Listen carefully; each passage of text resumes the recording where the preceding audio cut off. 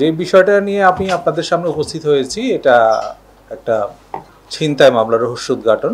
ছিনতাইয়ের ঘটনাটি ঘটে গত 21 নভেম্বর তুরাগ থানাধীন পুরাতন থানা রোডের তারা মার্কেট সংলগ্ন একটা বাসার নিকট। সেদিন আনুমানিক সকাল 10 ঘটিকার সময় ভিকটিম সাথী রানী তার শিশু সন্তান বিজু রানী সহ তার ভাসুরের বাসায় যাচ্ছিলেন।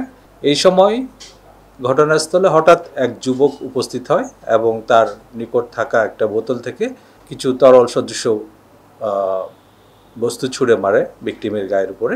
পরবর্তীতে জানা যায় সে প্রকৃতপক্ষে অ্যাসিড নিক্ষেপ করেছিল এবং অ্যাসিড নিক্ষেপের মাধ্যমে ভিকটিমকে অপ্রস্তুত অবস্থায় ফেলে ভিকটিমের গলায় থাকা 8 আনা ওজনের একটা স্বর্ণের চেইন ছিনতাই করে নিয়ে যায়।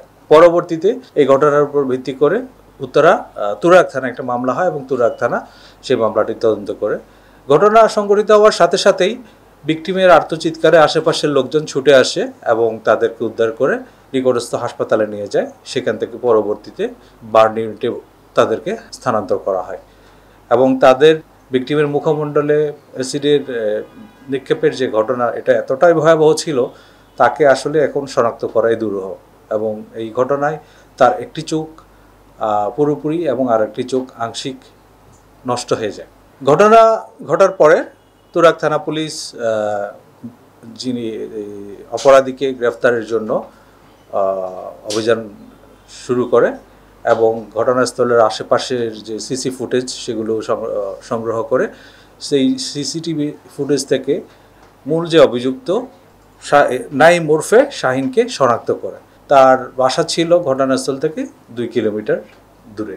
এই নাইম ওরফে বাবুকে গ্রেফতার করার জন্য তার গ্রামের বাড়ি ময়মনসিংহ এলাকার সদরের চর দুর্লভা এলাকায় অভিযান পরিচালনা করে গতকাল সন্ধ্যা আনুমানিক 6:30টার সময় তার বাসা থেকে তাকে গ্রেপ্তার করে এবং সে জানায় সে প্রকৃতপক্ষে চেইনটা ছিনতাই করার উদ্দেশ্যে এই অ্যাসিড ছুঁড়ে মারে এবং ঘটনার পর থেকেই সে তার ঢাকাস্থ যে বাসা ছিল সেখান থেকে পালিয়ে তার গ্রামের বাড়িতে আত্মগোপন করে থাকে। এই অবস্থায় আমরা তাকে গ্রেপ্তার করে ঢাকায় নিয়ে আসি এবং তার বিরুদ্ধে যে পরবর্তী আইনি কার্যক্রম সেগুলো এখন চলমান রয়েছে। এ ছিল আমাদের যে